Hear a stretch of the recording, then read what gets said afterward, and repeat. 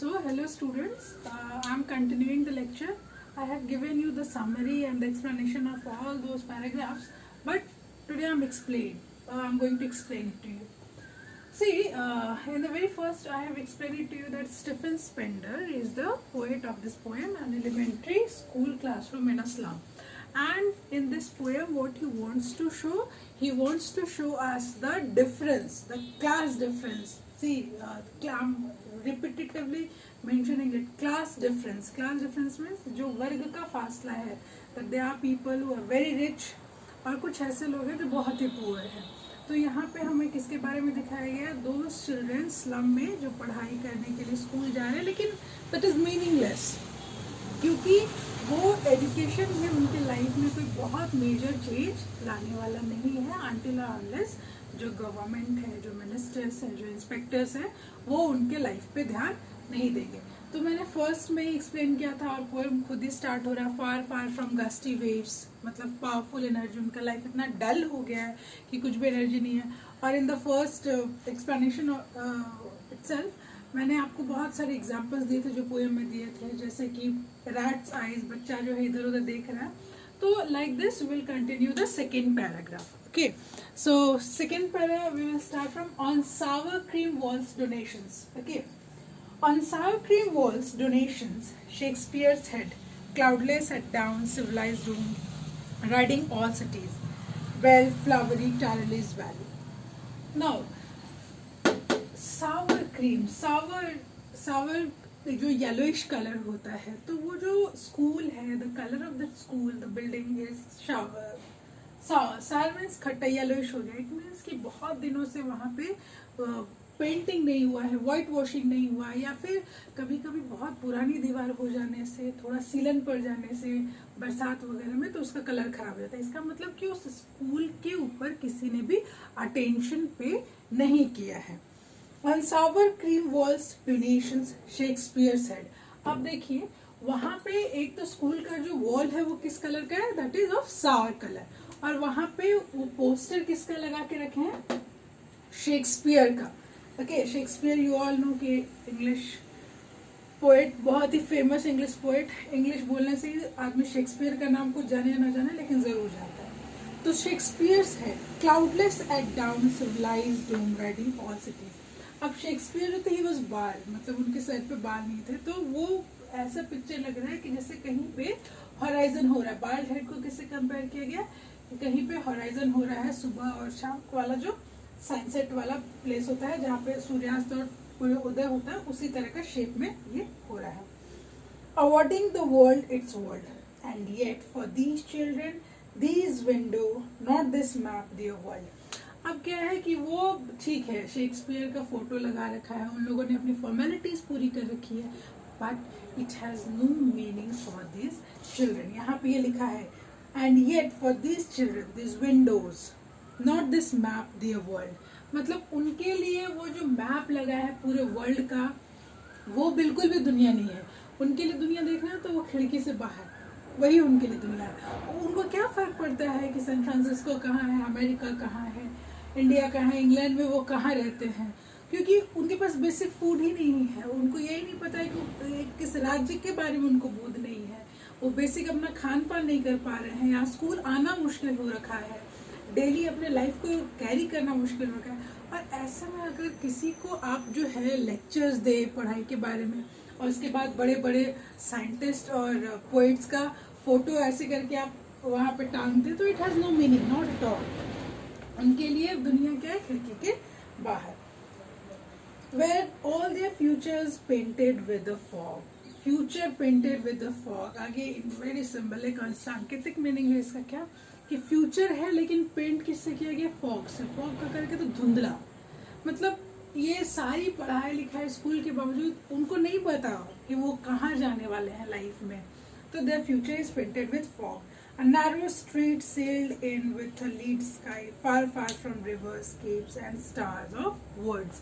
Stars of words. देखिए अब उनके लाइफ को क्या गया, एक तो नैरो स्ट्रीट में रहता है जो कि बहुत ही दूर है किससे, far, far from rivers, natural किसी चीज से, capes और star of words. Star of words आप कह सकते हैं एडुकेशन से. Their life is futile, completely futile, को मतलब नहीं है उनके लाइफ में, ना तो कोई रिवर्स है।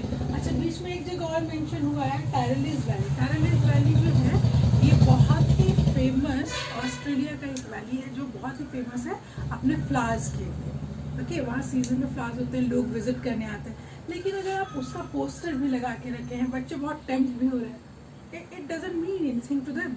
Why? Because the basic thing that they are not getting is 4 time proper meal.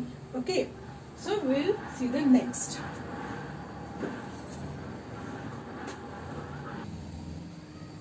So again, when we'll move forward, we'll find the next line. Surely Shakespeare is wicked, the map a bad example. ये question भी बहुत बार पूछता है, यहाँ पे थोड़ा ध्यान दीजिएगा। अब द सिचुएशन इज दिस कि उन बच्चों की लाइफ में कुछ भी इंटरेस्टिंग, कुछ भी बहुत बढ़िया तो हो नहीं रहा, तो शेक्सपियर के फोटो टांग देना, या फिर सपोज करो कि कोई लाइफ में अपने बहुत हार्डशिप फेस कर रहा है, बहुत मुश्किल से उसका डे टू डे लाइफ चल रहा है, मतलब उसके पास पहनने को ढंग से कुछ नहीं है, और जो भी हार्डशिप है will see in this paragraph. तो इन दैट केस क्या है कि उसके बाद आप शेक्सपियर का कोई फोटो लगा दे रहे हैं तो वो उनको पसंद नहीं करते, चिल्ड्रन डोंट लाइक देम, और कोई मीनिंग भी नहीं है, यूजलेस है। The map a bad example with ships and suns and love tempting them to still. मतलब अब मैप लगा दिए जिसमें आप ये शिप है, इधर से डायरेक्शन दे रहे हैं, that is completely useless to them. For lives that slyly turn in their cramped holes from fogs to endless night, on their slag heap these children's were skin peeped through by bones and spectacles of steel. अब यहाँ पे description दिया है poet ने कि वो बच्चे इतना ज़्यादा झुक गए हैं, दब गए हैं, वीक हो गए हैं कि जैसे मानो कि वो ड्रेस के तौर पर बस एक स्किन बोन दिख रहा है पूरा, मतलब मैल न्यूट्रिशन के शिकार हैं, बिल्कुल कंप्लीटली खाना नहीं मिल रहा, तो उनका पूरा बोन दिख रहा है। और वो क्या पहने हुए? मेंडेड ग्लास। Okay, मेंडेड glass. एक तो देखिए स्टील सबसे सस्ता होता है, तो वो जो फ्रेम वगैरह है, वो चश्मा वो पहने वो स्टील का, मतलब उनके पास पैसे नहीं है, वो भी 2-3 बार मेंड हो चुका है, तो एक तो वो सबसे चीपेस्ट है, उसके बाद भी मेंडेड हो चुका है। Like bottle beads on stone, ऐसा लग रहा है कि जैसे कि स्टोन पे कोई बॉटल बिट्स लगा दिया है। वो कंपैरिजन किया गया है कि वो जो ग्लास है उसमें भी मेंड किया गया है, मतलब ठीक है फ्रेम आपका टूट जाए, ग्लास टूटता है तो हम लोग उसको यूजुअली चेंज करते हैं, लेकिन उनके पास इतना भी पैसा नहीं है, वो ग्लास को भी क्या करके रखे हैं? मेंड करके पहने हैं। और of their time and space are foggy slums, so blot their maps with slum as big as do. और यहाँ पे पोएट इसी बात को बार बार करेगा that they had felt so many hardships कि उनके लिए शेक्सपियर का कोई मतलब नहीं रह गया है। They don't love anyone and they are not being loved by anyone. तो उनका जो डिजायर है उसका कोई मतलब ही नहीं रहे कि कोई हमें प्रेम करे, कोई हमें देखे, और उनका जो स्किन है वो कैसा है? बिल्कुल मतलब बोन्स दिख रहे हैं विजिबल क्लोथ से, उस तरीके से। और यहाँ पे एक और चीज़ है, उस पोएट ने हार्डशिप को दिखाने के लिए क्या एग्जांपल दिया है, वो कि दे हैव स्पेक्टिकल्स, जो कि किस चीज़ के बने हुए? स्टील के बने हुए। और स्पेक्टिकल स्टील के बने हैं, ये तो अपने आप में दिखा रहा है कि दैट इज़ वेरी चीप, लेकिन उसके बाद भी जो उसका ग्लास है वो भी 2-3 बार बेंड हो चुका है, तो आप समझ सकते हैं कि अगर ये भी बेंड हो चुका हो तो हम लोग इसको थोड़ा अजीब माने कि हद हो गई है गरीबी की।